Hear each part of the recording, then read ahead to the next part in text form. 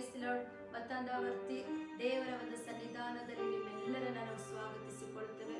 ಒಂದು ಮುಂಜಾನೆಯ ಆರಾಧನೆಯ ಮಹಿಮೆಯಲ್ಲಿ ನಿಮ್ಮನ್ನು ಸ್ವಾಗತಿಸಿಕೊಳ್ಳುತ್ತೇವೆ. ಪ್ರಿಯರೇ, ಬನ್ನಿ ಪ್ರಿಯರೇ, ನಮ್ಮ ಕಣ್ಣುಗಳೆಲ್ಲ ಮುಚ್ಚಿಕೊಂಡು ದೇವರಿಗೆ ಈ ಒಂದು ದಿನವನ್ನು ಕೊಟ್ಟಿದ್ದಕ್ಕಾಗಿ ನಾವು ಸ್ತುತಿ ಪದಗಳನ್ನು ಆತನಿಗೆ ಹಾಡುತ್ತಾ ನಾವು ಸ್ವಲ್ಪ ಸಮಯ ಕಣ್ಣುಗಳನ್ನು ಮುಚ್ಚಿಕೊಂಡವರಾಗಿ ಆತನನ್ನು ಸ್ತುತಿಸೋಣ. ಹಾಲೆಲೂಯ. ದೇವರೇ, ನಿಮಗೆ ವಂದನೆ ಸ್ವಾಮಿ. ಕರ್ತನೆ, ಪರಿಶುದ್ಧಾತ್ಮ ದೇವ, ನಿಮಗೆ ಸ್ತೋತ್ರ ಸಲ್ಲಿಸುತ್ತೇವೆ ರಾಜ್ಯ. ಹಾಲೆಲೂಯ. ಶೂನ್ಯವಾಗಿದ್ದ ನನ್ನ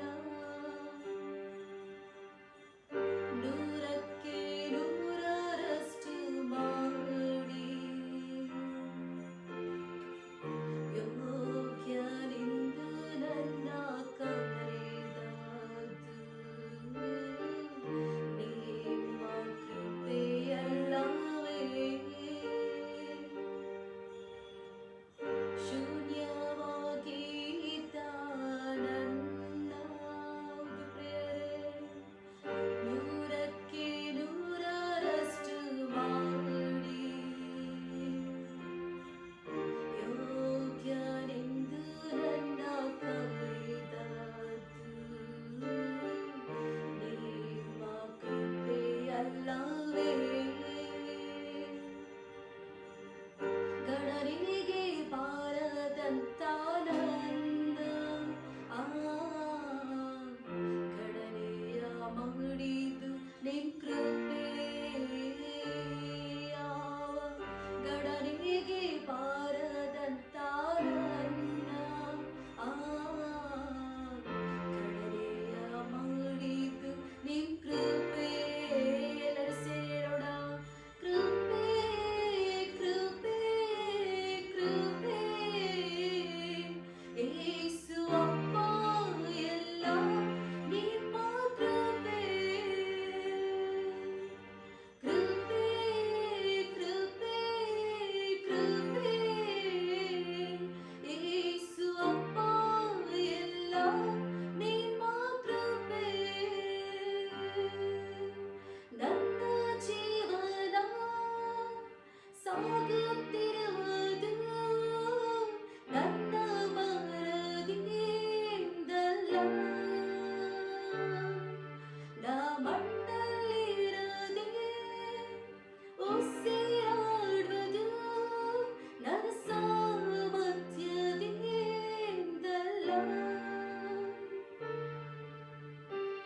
ಗಣನೆಗೆ ಬಾರದಂತ ನನ್ನ ಗಣನೆಯ ಮಾಡಿದ್ದು ನಿಮ್ ಕೃಪೆ. ಗಣನೆಗೆ ಬಾರದಂತ ನನ್ನ ಗಣನೆಯ ಮಾಡಿದ್ದು ನಿಮ್ ಕೃಪೆ. ಸೇರಿ ಕೃಪೆ ಕೃಪೆ ಕೃಪೆ ಯೇಸುವಪ್ಪ, ಎಲ್ಲ ನಿಮ್ಮ ಕೃಪೆ. ಕೃಪೆ ಕೃಪೆ ಕೃಪೆ ಯೇಸುವಪ್ಪ, ಎಲ್ಲ ನಿಮ್ಮ ಕೃಪೆ. ಯೇಸುವಪ್ಪ, ಎಲ್ಲ ನಿಮ್ಮ ಕೃಪೆ. ಯೇಸುವಪ್ಪ, ಎಲ್ಲ ನಿಮ್ಮ ಕೃಪೆ.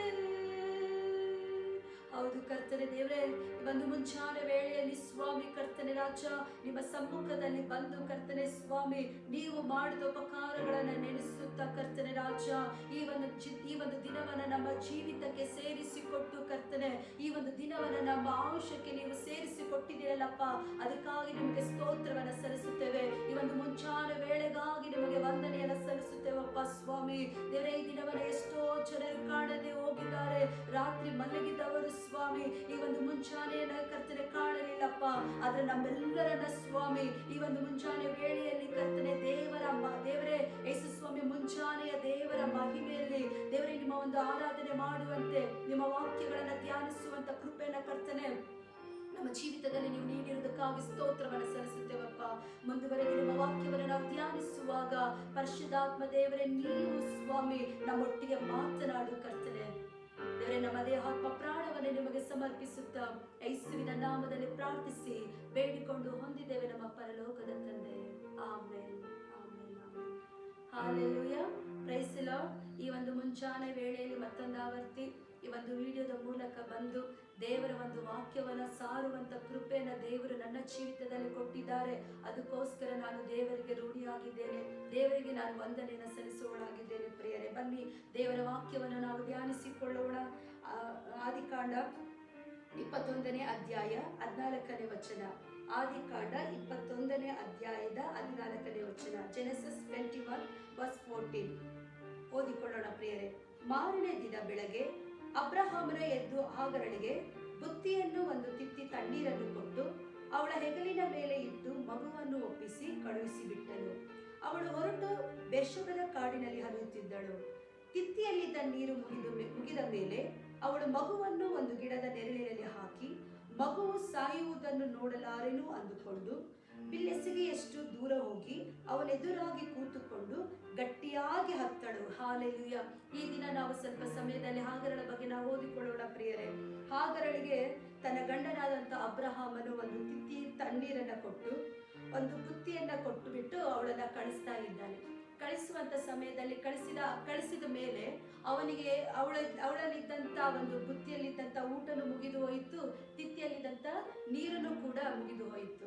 ಹಾಲೆಲೂಯಾ.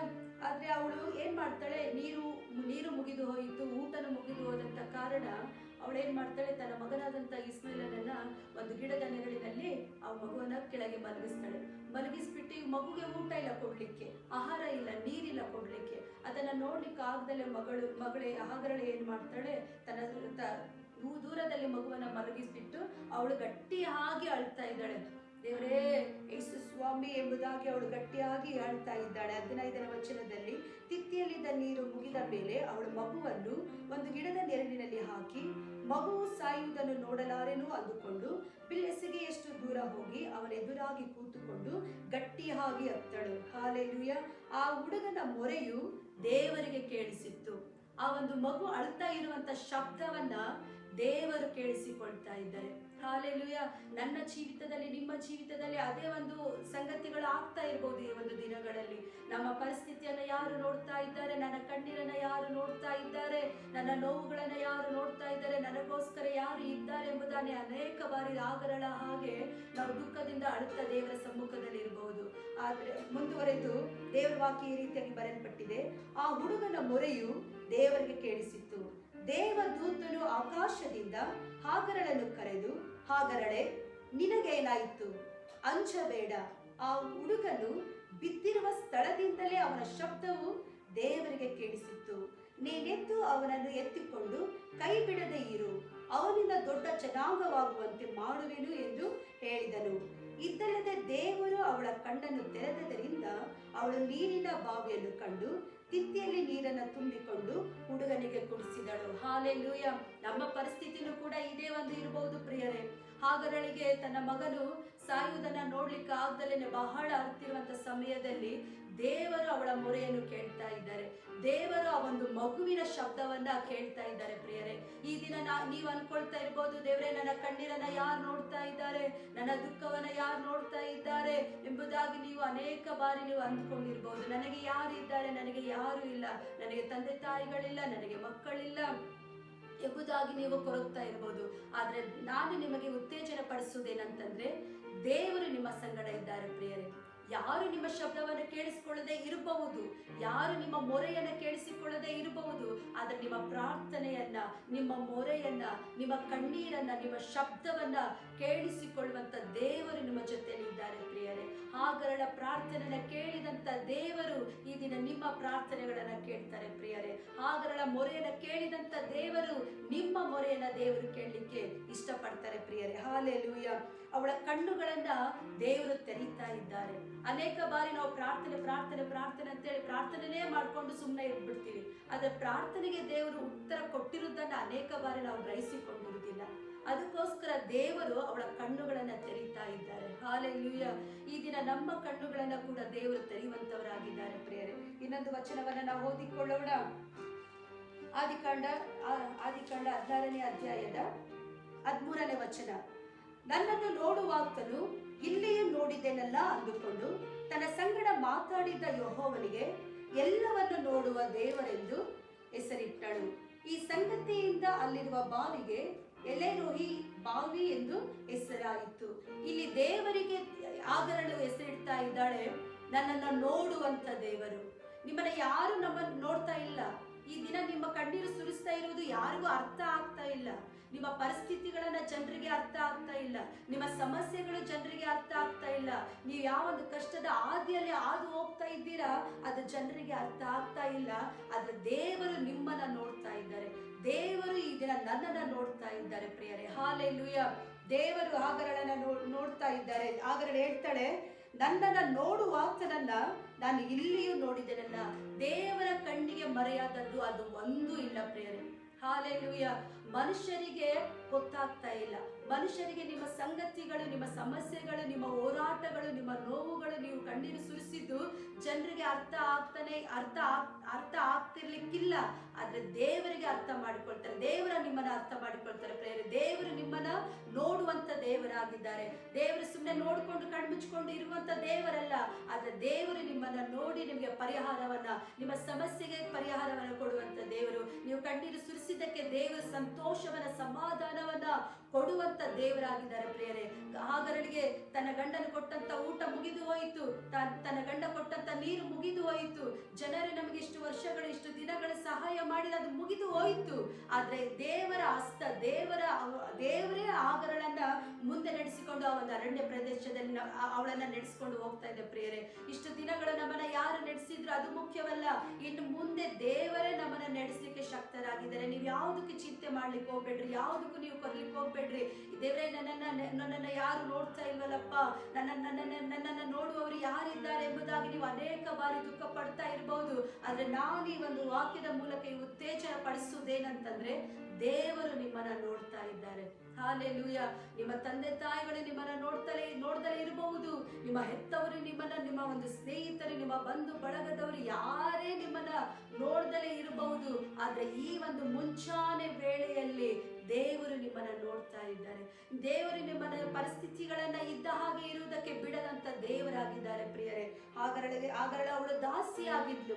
ಆದ್ರೆ ಆ ದಾಸಿಯ ಪ್ರಾರ್ಥನೆಯನ್ನ ಕೇಳಿದಂತ ದೇವರು ಈ ದಿನ ನಾವೆಲ್ಲರೂ ಯೇಸುವಿನ ರಕ್ತದಿಂದ ತೊಳೆಯಲ್ಪಟ್ಟಂತ ಮಕ್ಕಳಾಗಿರುವಾಗ ನಮ್ಮ ಪ್ರಾರ್ಥನೆಗಳನ್ನ ಕೂಡ ದೇವರು ಕೇಳುವಂತವರಾಗಿದ್ದಾರೆ. ಹಾಲೆಲೂಯ. ಎಷ್ಟು ಜನ ನೀವು ನಂಬ್ತೀರಾ? ಹಾಗರಳನ್ನ ನೋಡಿದಂತ ದೇವರು, ಹಾಗರಳ ಪರಿಸ್ಥಿತಿಯನ್ನು ಬದಲಾಯಿಸಿದಂತ ದೇವರು, ಹಾಗರಳ ಪ್ರಾರ್ಥನೆಯನ್ನ ಕೇಳಿದಂತ ದೇವರು ಈ ದಿನ ನನ್ನನ್ನ ನೋಡ್ತಾ ಇದ್ದಾರೆ. ನನ್ನ ಸಮಸ್ಯೆಯನ್ನ ನೋಡ್ತಾ ಇದ್ದಾರೆ, ನನ್ನ ಪರಿಸ್ಥಿತಿಗಳನ್ನ ನೋಡ್ತಾ ಇದ್ದಾರೆ, ನನ್ನ ಹೋರಾಟಗಳನ್ನ ನೋಡ್ತಾ ಇದ್ದಾರೆ. ನಾನು ಯಾವುದಕ್ಕೂ ದುಃಖ ಪಡ್ತಾ ಇದ್ದೇನೆ, ಯಾವುದಕ್ಕೋಸ್ಕರ ಕಣ್ಣೀರನ್ನ ಸುರಿಸ್ತಾ ಇದ್ದೇನೆ, ಅದರೆಲ್ಲದಕ್ಕೂ ದೇವರು ಪರಿಹಾರವನ್ನ ಕೊಟ್ಟೇ ಕೊಡ್ತಾರೆ ಪ್ರಿಯರೇ. ಹಾಲೆಲೂಯ. ಈ ದಿನ ನಮ್ಮ ಆತ್ಮಿಕವಾದಂತ ಕಣ್ಣುಗಳನ್ನ ತೆರೆಯೋಣ. ದೇವರು ನನಗೋಸ್ಕರ ಮಹತ್ತಾದಂತ ಕಾರ್ಯಗಳನ್ನ ಮಾಡಿದ್ದಾರೆ ಎಂಬುದಾಗಿ. ಆತನು ಅತಿ ಭಯಂಕರನಾದಂತ ದೇವರು, ಅತಿ ಶೂರನಾದಂತ ದೇವರು ಆಗಿದ್ದಾರೆ ಪ್ರಿಯರೇ. ನೀವು ಯಾವುದಕ್ಕೂ ಚಿಂತೆ ಮಾಡಬೇಡ್ರಿ. ಮುಂದುವರೆದು ದೇವರ ವಾಕ್ಯದಲ್ಲಿ ನಾವು ಹೀಗೆ ಓದ್ಕೊಳ್ತೇವೆ. ಆದಿಕಾಂಡ 21ನೇ ಅಧ್ಯಾಯದ 18ನೇ